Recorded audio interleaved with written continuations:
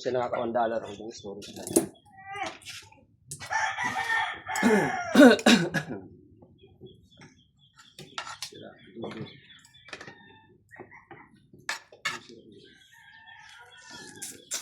Ano?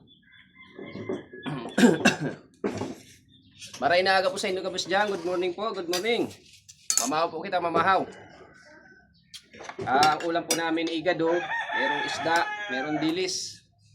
May paparating na naman pong bagyo, Diyos ko po. Nakikiramay po pala kami sa mga nasalanta ng bagyo sa Cebu, lalo na yung mga namatayan. Tapos ngayon meron paparating na bagyo, super laki.